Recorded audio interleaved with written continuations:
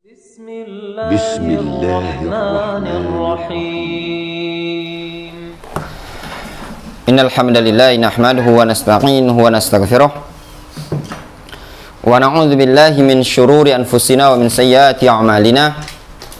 May yahdihillahu fala mudilla lahu wa may yudlil fala hadiya lahu.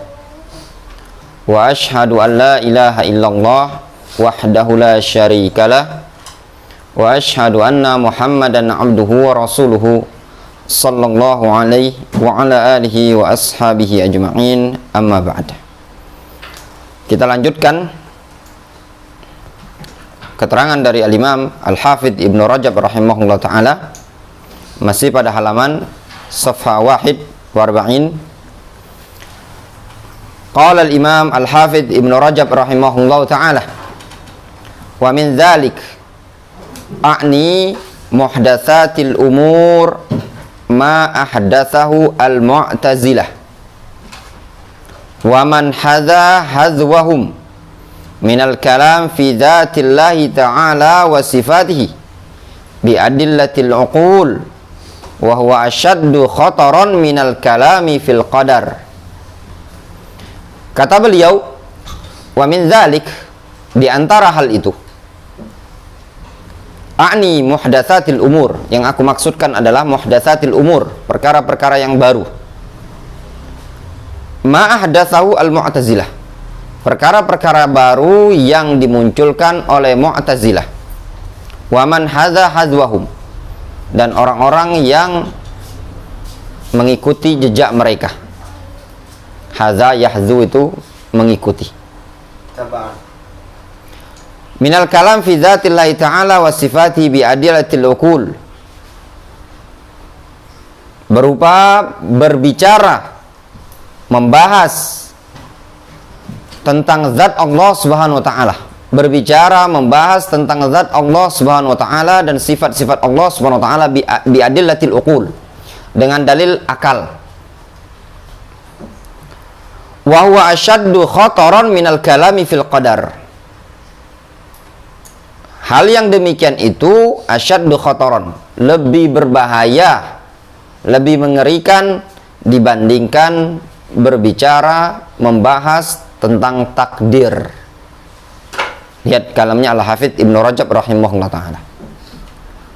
Dari sini bisa kita ambil kesimpulan, orang yang membahas, menggali, membicarakan tentang zat Allah Subhanahu wa ta'ala dan sifat Allah Subhanahu wa ta'ala lebih asyad, lebih adol, lebih sesat dibandingkan orang yang berbicara tentang takdir, al-qadar, dari kalangan qadariyah. Namun perlu antum fahami baik-baik bahwasannya mereka kalangan Mu'tazilah juga terkadang ada orang-orang yang juga menyimpang dalam hal al-qadar.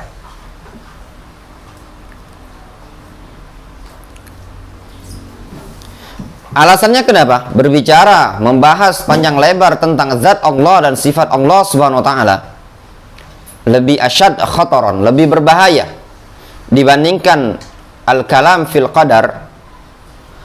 Dikatakan oleh beliau rahimahullah ta'ala, li'annal kalam fil qadar kalamun fi af'alihi, dikarenakan berbicara, membahas panjang lebar tentang takdir, hakikatnya dia berbicara tentang perbuatan Allah Subhanahu wa ta'ala, tentang af'alullah, tentang tindakan Allah Subhanahu wa ta'ala terhadap hamba-hambanya, terhadap takdir yang ada. Wa hadza kalamun fi dzatihi wa sifatihi. Sedangkan ini berbicara tentang zat dan sifatnya Allah Subhanahu wa ta'ala. Itu lebih mengerikan lagi, yang berkaitan dengan zat dan sifat. Kenapa? Berbicara tentang zat, tentang sifat Allah Subhanahu wa ta'ala dilarang, tidak diperbolehkan. Wala taqfu ma laisa laka bi ilm. Kata Allah Subhanahu wa ta'ala, janganlah engkau berbicara, bersikap sesuatu yang engkau tidak punya ilmu padanya. Alasannya ikhwah, seseorang bisa menggambarkan, membicarakan sesuatu, minimalnya dia pernah mengalami salah satu dari 3 perkara. Yang pertama, an-nazar ila dzalika syai'. Dia pernah melihat sesuatu tadi. Barulah dia bisa membicarakan sesuatu tadi. Seperti akhuna Faiz. Dia pernah lihat kota Qasim. Bagaimana nuansa negara Arab. Beliau bisa membicarakan negara tersebut karena beliau pernah lihat. Atau yang kedua, seseorang bisa berbicara tentang sesuatu. Yang kedua, ada kemungkinan dengan cara yang kedua. Dia belum pernah melihat sebenarnya, namun bisa memungkinkan dengan cara yang kedua, yaitu an-nazar ila nadhirihi, melihat kepada sesuatu yang mirip, yang semisal.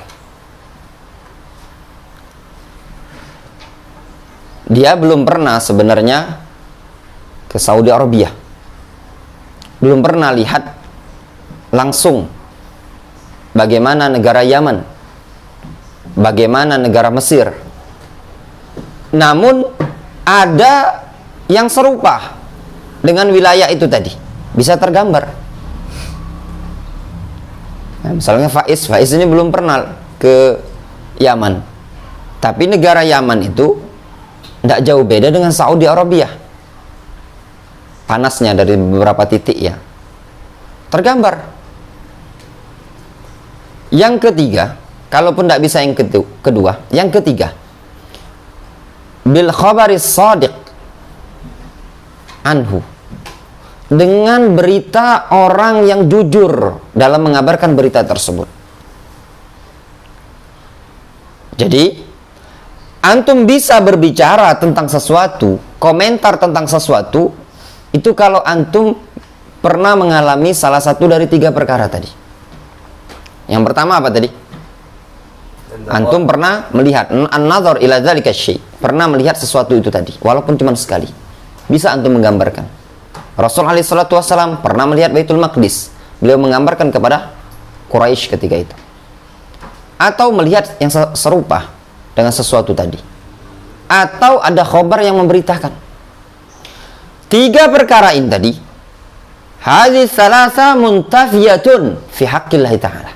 3 perkara ini tertiadakan pada haknya Allah Subhanahu wa taala. Tidak ada seseorang makhluk yang pernah melihat Allah Subhanahu wa taala dari kalangan manusia ini tadi. Rasul alaihi salatu wasallam tidak pernah melihat Allah Subhanahu wa taala dengan mata langsung, meskipun ketika Mi'raj. Dan tidak ada sesuatu yang serupa dengan Allah Subhanahu wa taala, laisa kamitslihi syai'un wa huwas samiul basir. Dan yang ketiga, tidak dikabarkan oleh Rasul alaihi salatu wasallam, begitu juga malaikat Jibril tidak ada mengabarkan, begitu juga Allah Subhanahu wa taala tidak mengabarkan detail bagaimana zatnya Allah Subhanahu wa taala. Sehingga tatkala seseorang berbicara tentang zatnya Allah Subhanahu wa taala, dia sudah dipastikan berbicara tanpa ilmu. Difahami? Hadza kadzibun. Ini kedustaan. Kemudian kata Imam Ibnu Rajab rahimahullah taala, wa yanqasimu haula'i ila qismain. Mereka ini tadi orang-orang yang berbicara tentang sifat Allah Subhanahu wa taala, tentang zat Allah Subhanahu wa taala, ada 2 golongan. Mereka terbagi menjadi 2 jenis kelompok. Ingat, orang-orang yang suka berbicara, suka membahas tentang zat dan sifat Allah Subhanahu wa taala di luar koridor ilmu. Ingat, yang berbicara tentang zat dan sifat Allah Subhanahu wa taala dengan menggunakan apa ini? Uqul. Ya. Yang dimaksudkan oleh Imam Rajab rahimahullah taala, wa yanqasimu haula'i ila qismain. Mereka itu terbagi menjadi 2. Siapa mereka? Yaitu orang-orang yang berbicara tentang zat dan sifat Allah Subhanahu wa taala bi adillatil uqul, dengan dalil-dalil akal. Itu antum kasih keterangan. Haula Ai alladzina yatakallamuna fi dzatillahi wa sifatihi bi adillatil uqul. Orang-orang yang membahas panjang lebar tentang zat Allah dan sifat Allah dengan dalil-dalil akliyah. Ada dua kelompok.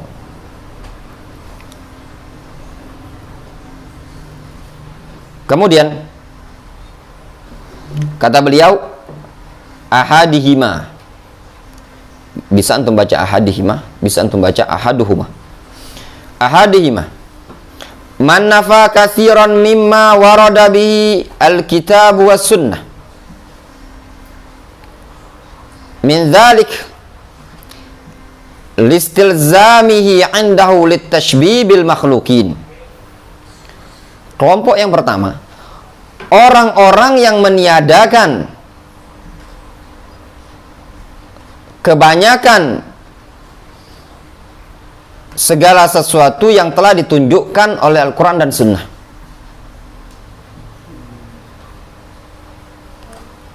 Dari perkara apa? Sifat. Min dzalikas sifat. Min dzalikas sifat. Jadi orang-orang yang meniadakan segala sesuatu yang telah ditunjukkan oleh Al-Quran dan Sunnah dari perkara-perkara sifat ditiadakan sama dia. Kenapa? Listilzamihi indahu litashbibil makhluqin. Dikarenakan ada konsekuensi menurut dia hal tersebut bisa mengantarkan kepada penyerupaan terhadap makhluk. Ya, dikarenakan iltizamnya mereka dengan syubhat yang nempel bercokol pada benak mereka, yaitu syubhat apa? Tashbih. Katanya mereka, kalau kita tetapkan sifat-sifat ini tadi, konsekuensinya kita menyerupakan Allah Subhanahu wa taala dengan makhlukin. Difahami? Mereka berdalil, laisa kamitslihi syai'un. Tidak ada sesuatu yang serupa dengan Allah Subhanahu wa taala. Siapa mereka? Ka qaulil Mu'tazilah. Seperti pendapatnya Mu'tazilah. Apa pendapat mereka? Mereka meniadakan ru'yah, bahwasanya Allah Subhanahu wa taala nanti bisa dilihat pada hari kiamat. Allah Subhanahu wa taala yura ayanan, dilihat dengan mata hamba-hambanya. Sebagaimana mereka melihat bulan purnama Lailatul Badar. Sebagaimana yang disebutkan dalam hadis Jarir Ibnu Abdullah Al-Bajali dalam Sahih Bukhari. Ya. La tudamuna fi ru'yatihi. Kata Rasulullah SAW, kalian tidak akan berdesak-desakan ketika melihat Allah Subhanahu wa taala. Dan Allah Subhanahu wa taala akan dilihat nanti pada hari kiamat pada dua tempat. Yang pertama fi arasatil qiyamah, ketika manusia dikumpulkan. Yang kedua fil jannah, ketika mereka masuk ke dalam surga. Katanya mereka, lau ru'ya lakana jisman. Kalau seandainya Allah Subhanahu wa taala bisa dilihat, maka konsekuensinya Allah Subhanahu wa taala bentuknya jism. Ya. Ada jism, ada jasadnya.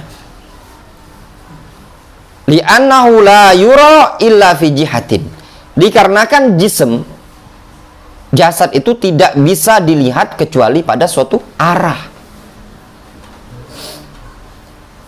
Ya benar.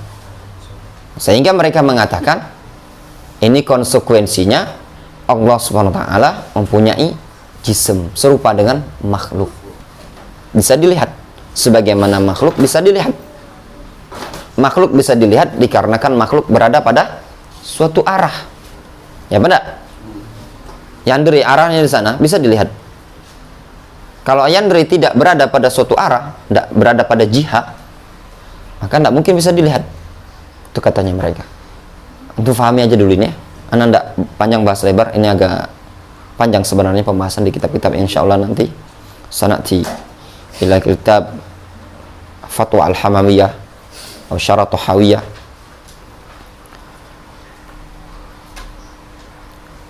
Kemudian juga wa qaulihim, dan juga seperti pendapat mereka, Yang mereka mengatakan, "Lau kana lahu kalamun yusma' lakana jisman."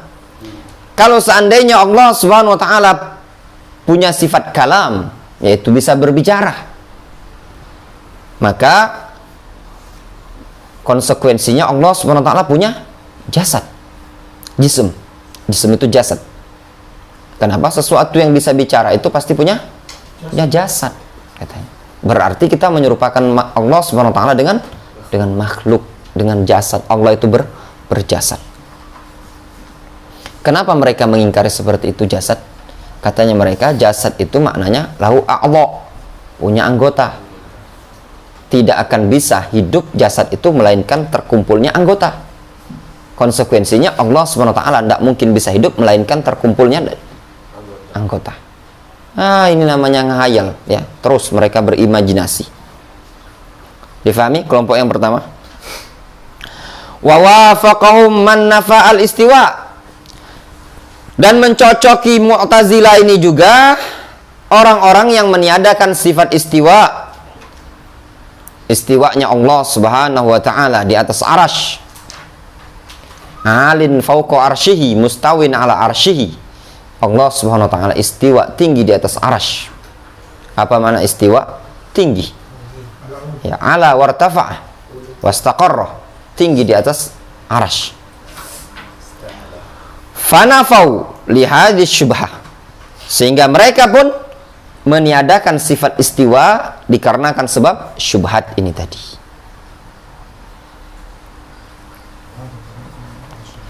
Wa hadza tariqul mu'tazilati wal jahmiyah. Ini adalah metodenya Mu'tazilah dan Jahmiyah. Apa metodenya mereka? Mereka mendahulukan akal, kemudian apa? Mereka dalam rangka untuk lari dari tasbih, akhirnya mereka meniadakan. Sebenarnya kalau kita perhatikan, mereka sendiri sudah menetapkan tasbih pada Allah Subhanahu wa taala. Kata para ulama, mereka itu syabbahu awalan thumma attalu sanian. Mereka mentasbih terlebih dahulu. Sadar tidak sadar mereka mentasbih. Kenapa mereka menyerupakan Allah Subhanahu wa taala? Mereka itu menyerupakan Allah Subhanahu wa taala dengan makhluk. Barulah mereka tolak sifat tadi. Kalau mereka tidak menolak sifat tadi dengan berdalih tasbih, konsekuensinya mereka selamat.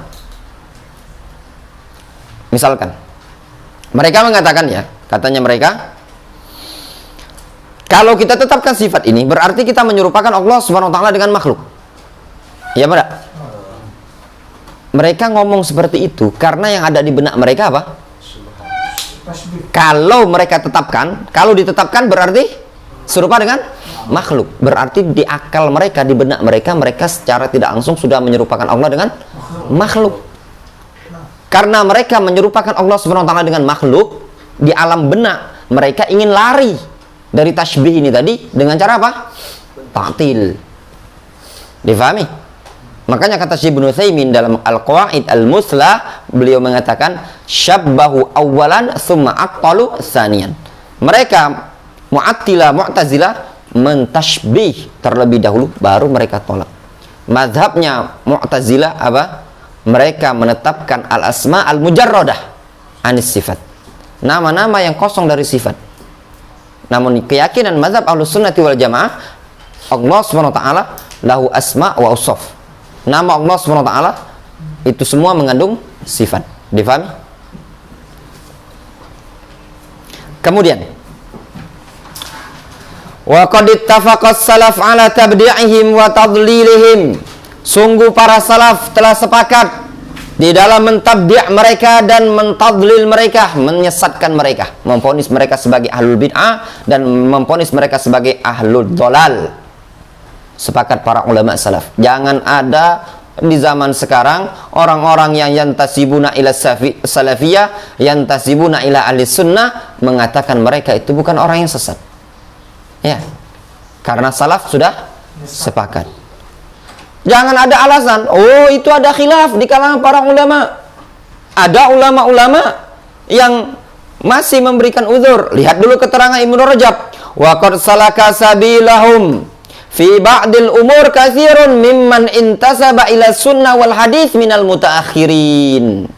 Lihat kata beliau, sungguh ada sebagian atau kebanyakan dari kalangan orang-orang yang yantasibuna ila sunnah, yang bernisbat kepada sunnah, nisbat kepada ahlus sunnah salafi, nisbat kepada ahlul hadis dari kalangan mutaakhirin, salaka sabilahum fi ba'dil umur, berjalan menempuh jalan mereka pada fi ba'dil umur, pada sebagian perkara. Ada ya, dari kalangan orang-orang mutaakhirin yang menisbatkan kepada sunnah, menisbatkan kepada ahlul hadis, namun mereka berjalan dengan jalan Mu'tazilah fi ba'dil umur.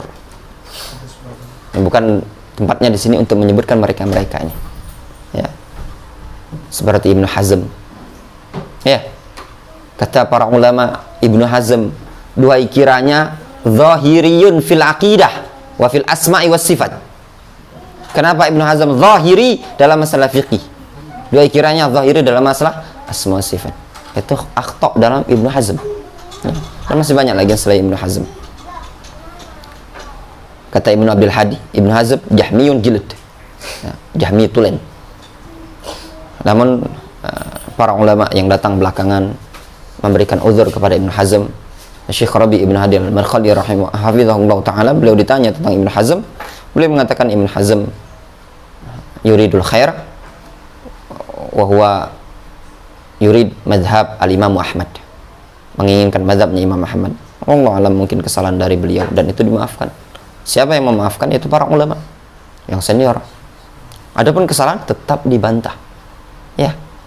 Al-khata' yurad. Salah tetap dibantah. Siapapun orangnya. Tidak boleh mendiamkan kesalahan. Adapun orangnya dikasih uzur, tidak dikasih uzur, itu urusan belakangan. Dilihat, kalau yusir al-israr alal khata', maka bantahnya terus menerus. Kalau dia nerima atas kritikan dan bantahan tadi dan tarojuh, sudah kelar. Itu tadi intahal kalam, difahami. Dalam sini perlu antum waspada dalam menyikapi sebagian ulama-ulama yang khata' atau indahu akhta' fil aqidah.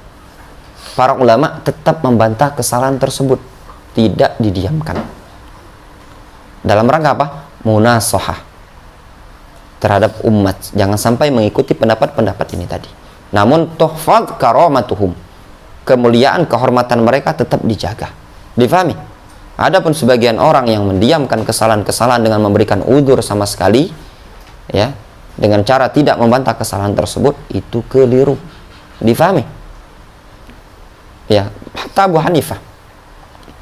Para ulama membantah Abu Hanifah dalam permasalahan yang disebutkan oleh mereka para ulama, menyebutkan Abu Hanifah dalam masalah iman tergelincir berpemahaman dengan pemahaman irja, tetap dibantah oleh para ulama, sehingga mereka para ulama menyebut dengan murji'atul fuqaha. Dan biasa, nah, termasuk kesalahan yaitu tatkala kita dengan dikemas dengan istilah untuk tidak membantah kesalahan, akhirnya kesalahan tersebut didiamkan. Nah, ini tidak boleh. Difahami? Salah ya salah, bantah. Nasihat sebagai bentuk nasihat kepada umat, siapapun orangnya, walaupun dia masyayikh, walaupun dia ulama, dan itu kesalahan tetap dibantah. Orang yang merasa dibantah, kalau itu pendapatnya dia dan dia punya argumentasi, tidak masalah bagi dia untuk membantah. Gampang hidup itu. Iya tak? Antum mendapati pada gurunya antum seperti anak, yang antum pandang salah, antum bantah nggak masalah, bantah. Kalau anak pribadi, orang membantah, tidak masalah. Iya. Nanti kalau orang membantah, kalau memang ada bantahan itu ada pada kita, kritikan itu ada pada kita, tinggal kita perbaiki. Ya. Kalau seandainya kita tidak punya argumentasi, kalau kita ada punya argumentasi, ya sudah. Tinggal mereka harus berlapang dada dengan argumentasi yang ada pada kita. Gampang seperti itu.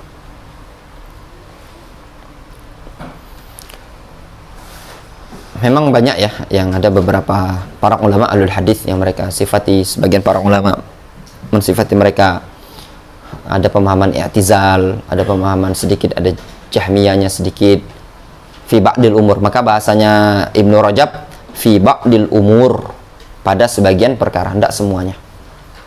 Nah, apakah mereka dikeluarkan dari golongan ahlus sunnati wal jamaah? Itu yarji' ilal ulama, kembali kepada para ulama, ya. Seperti Al-Hasan ibnu Saleh ibnu Hayy, antum kalau lihat biografinya, Masya Allah, pujian para ulama ketika itu. Namun ketika dia berpendapat bolehnya memberontak terhadap penguasa, apa katanya? Kata Al-Dhahabi, mubtadi'un dhal.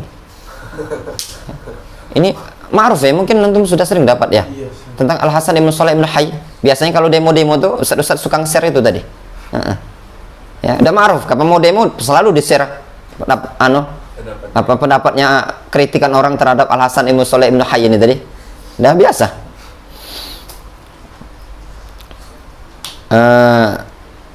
Ada yang dimaafkan oleh para ulama, seperti Ibnu Hazm, ya, dan yang lainnya masih digolongkan sebagai ahlus sunnati wal jamaah.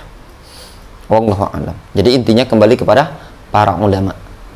Ana pribadi sempat bertanya dengan salah seorang masyayikh berkaitan dengan Daud Az-Zahiri, Ibnu Hazm, dan para ulama yang lain dari kalangan fuqaha yang mereka ada akhta' fil aqidah.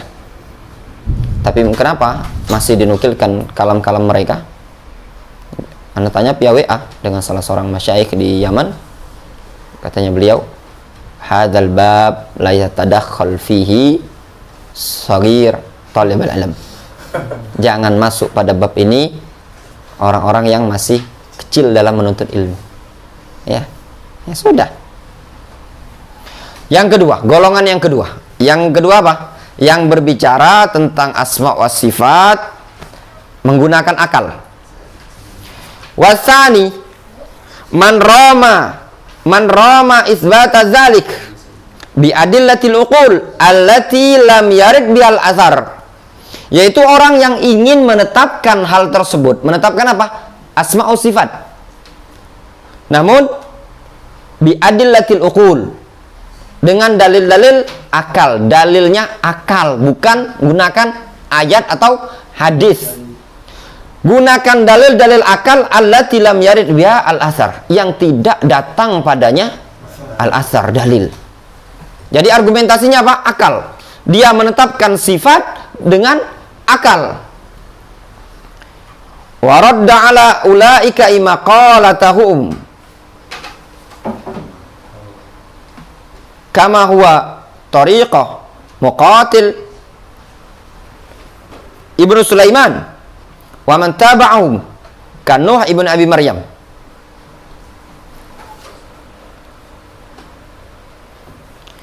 Wa radda ala ulaika, dan membantah mereka itu, ya. Wa radda ala ulaika maqalatuhum, dan pendapat-pendapat mereka itu, ya, membantah kelompok yang pertama tadi. Kama huwa tariqah, itu hawiyah, ya. Kama, nampaknya huwa, ya. Kama huwa tariqatu Muqatil ibni Sulaiman wa man taba'ahu, sebagaimana ia adalah metodenya Muqatil ibnu Sulaiman, dan yang mengikuti dia adalah seperti Nuh ibnu Abi Maryam. Wa taba'ahum ta'ifatun minal muhadditsin qadiman wa haditsan, dan mengikuti mereka juga sekelompok dari kalangan muhadditsin yang dulu dan yang sekarang. Wa huwa aidan maslak al-karramiyah, dan ini juga metode karramiyah, ya. Jadi kelompok kedua menetapkan asma wa sifat dengan dalil akal. Bahkan justru apa?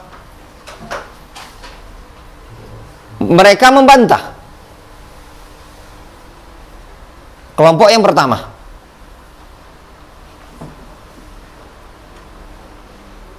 Sebagaimana itu metodenya Muqatil ibnu Sulaiman wa man taba'ahu, dan yang mengikuti dia seperti Nuh ibnu Abi Maryam, dan juga kelompok dari kalangan muhadditsin terdahulu dan yang sekarang, yang zaman Ibnu Rajab. Dan itu juga kata beliau metodenya karomiyah. Faminhum, di antara mereka ini tadi yang menetapkan sifat dengan akal. Faminhum man asbat li isbat hadis sifat al-jism. Di antara mereka ada orang yang menetapkan sifat jism untuk sifat-sifat ini tadi. Imma lafzon wa imma maknan, baik secara lafad ataupun secara makna. Jism, ya, jism itu tidak disebutkan dalam Al-Quran, tidak disebutkan dalam hadis.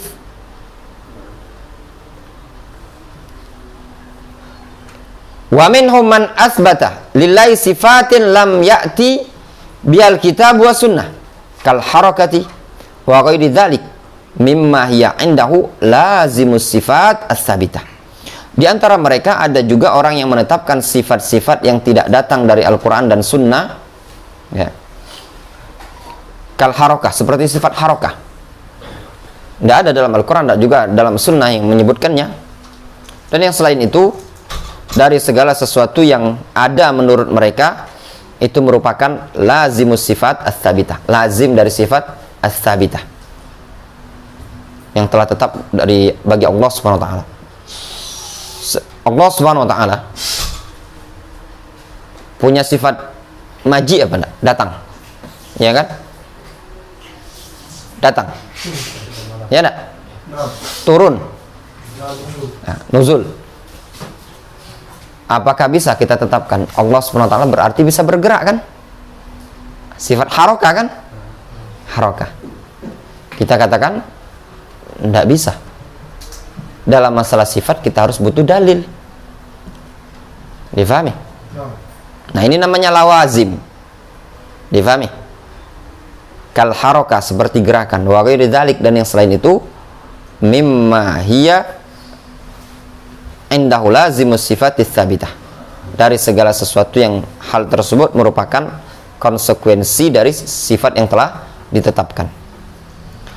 Wa qad ankara salaf ala muqatil qawlahu fi raddihi ala jahm bi adillatil aql. Lihat, sungguh salaf, para ulama salaf mengingkari Muqatil ibnu Sulaiman tentang pendapat dia di dalam membantah Jahm, pemikiran Jahmiyah, dengan dalil akal. Jadi apa? Kelompok pertama tadi Mu'tazilah mengingkari sifat Allah Subhanahu wa taala, ya apa enggak? Ya. Kelompok kedua menetapkan sifat dengan akal, namun dengan metode tidak bersumber dari Al-Quran dan hadis. Nah, bahkan mereka kelompok kedua ini tadi seperti Muqatil ibnu Sulaiman, Nuh ibnu Abi Maryam, radda ala ulaika maqalatahum, mereka membantah kelompok yang pertama. Namun bantahan semua dengan akal, bukan dengan dalil. Difahami? Ini gambaran. Nah, ini Jahmiyah atau Mu'tazilah. Jahmiyah mengingkari nama dan sifat. Kemudian datang kelompok kedua menetapkan sifat-sifat Allah SWT dengan dalil akal. Berdasarkan apa? Lawazim sifat as-sabitah. Allah Subhanahu wa taala punya sifat apa? Sifat turun, punya sifat maji, nuzul dan maji. Konsekuensinya Allah Subhanahu wa taala punya sifat al-harakah, bergerak. Nah, tindakan seperti ini menetapkan sifat dengan metode apa? Lawazim. Lawazim sifat as-sabitah. Ini tidak diperbolehkan.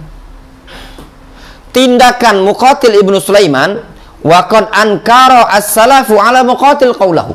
Sungguh para salaf juga mengingkari pendapatnya siapa? Muqatil ibnu Sulaiman tersebut. Fi raddi ala Jahm, pada bantahan dia terhadap Jahm bi adillatil aqal, dengan dalil akal tersebut dibantah. Wa balaghu fi ta'ni alaihi, bahkan para salaf betul-betul mubalaghah, bersungguh-sungguh serius di dalam membantah Muqatil ibnu Sulaiman. Faham gambarannya? Di zaman sekarang terkadang ada ya ikhwan, ini ya Dia ingin bantah suatu, maaf, kebid'ahan. Namun dengan cara yang bid'ah. Tidak boleh. Kata Syekhul Islam Ibnu Taimiyah rahimahullah ta'ala dalam Majmu'ul Fatawa, tuhrasus sunnah bis sunnati wal adl was sidqi wal adl la bil zulmi wal jawr. Sunnah itu dijaga dengan apa? Bis sidqi wal adl, dengan kejujuran dan keadilan. La bil zulmi wal jawr, la bil zulmi wal kadzib, bukan dengan kezaliman dan kedustaan. Sebagian ucapan beliau mengatakan turaddus sunnah, atau sunnah itu dibela dengan sunnah. Lebih kurang maknanya sunnah itu dibela dengan sunnah. Atau turaddul bid'ah bis sunnah la al bid'ah bil bid'ah. Lebih kurang seperti itu ucapan Syekhul Islam Ibnu Taimiyah. Bid'ah dibantah dengan sunnah, bukan bid'ah dibantah dengan bid'ah. Makanya sebagian salaf seperti Muhammad At-Tatari, beliau mengatakan salah satu la yutamanun, 3 golongan yang tidak bisa dipercaya. Apa itu? Al-mubtadi' yaruddu 'alal mubtadi'. Tatkala ada ahli bid'ah membantah ahli bid'ah, bid'ah dibantah dengan kebid'ahan. Difahami? Tidak boleh. Wa minhum man ista'alla qatlahu. Sebagian salaf ada yang menghalalkan untuk dibunuh. Sampai ada seperti itu. Minhum, di antara mereka Maki ibnu Ibrahim, Maki ibnu Ibrahim, Syekhul Bukhari wa ghairihi. Difahami? Waswab ma alaihi salaf as-salih min imrari ayatis sifat wa ahadithiha kama ja'at min ghairi tafsirin laha wala takyifin wala tamthilin.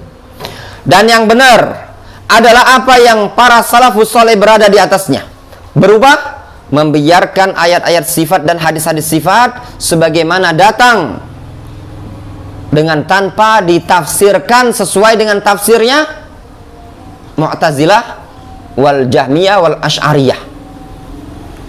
Ingat, makna ucapan Ibnu Rajab min ghairi tafsirin bukan maksudnya tafwid, ya.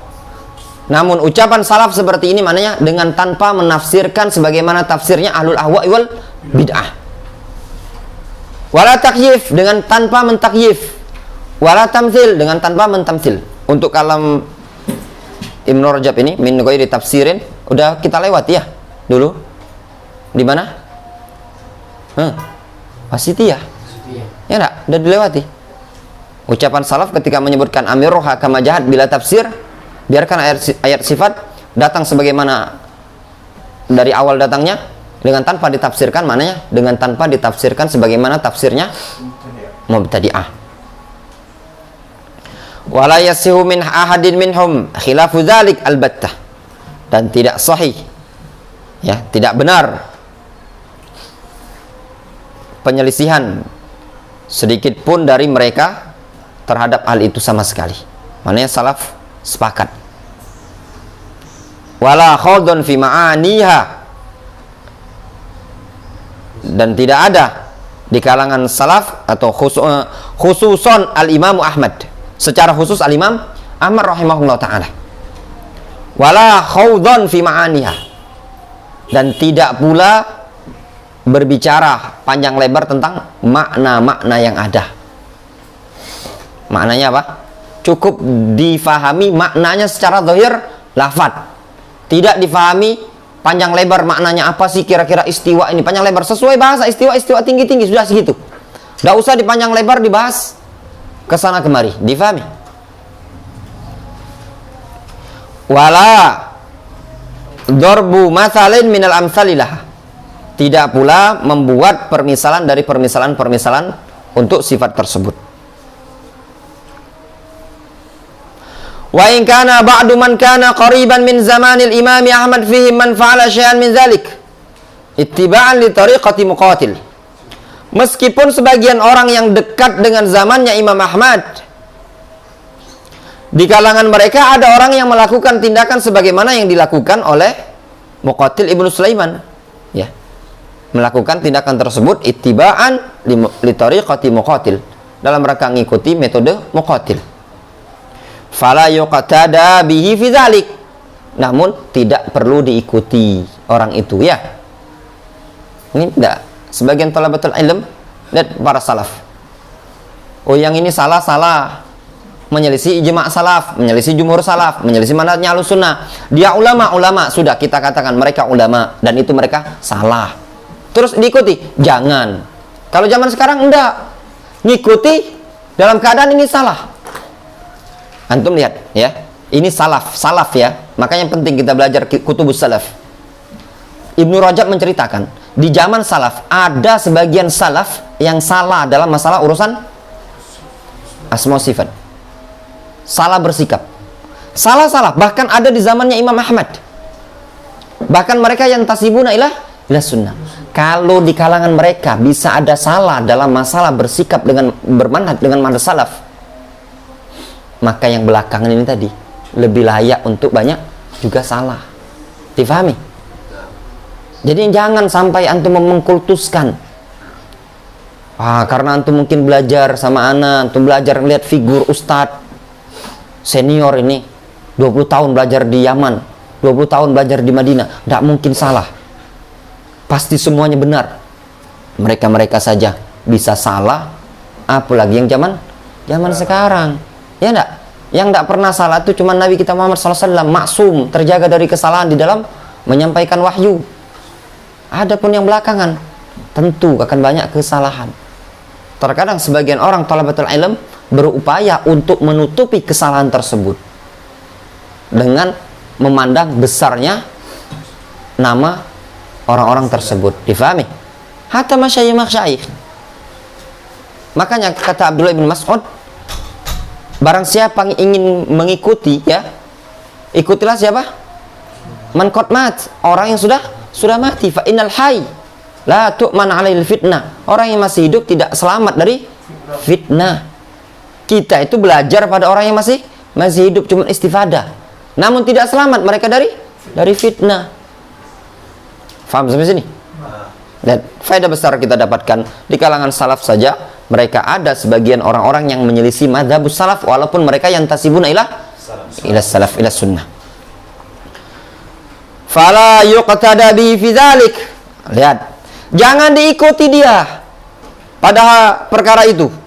Innamal iqtida bi a'immatil Islam kabnil Mubarak wa Malik wa Tsauri wal Auza'i wa Syafi'i wa Ahmad wa Ishaq wa Abi Ubaid Al-Qasim ibn Sallam.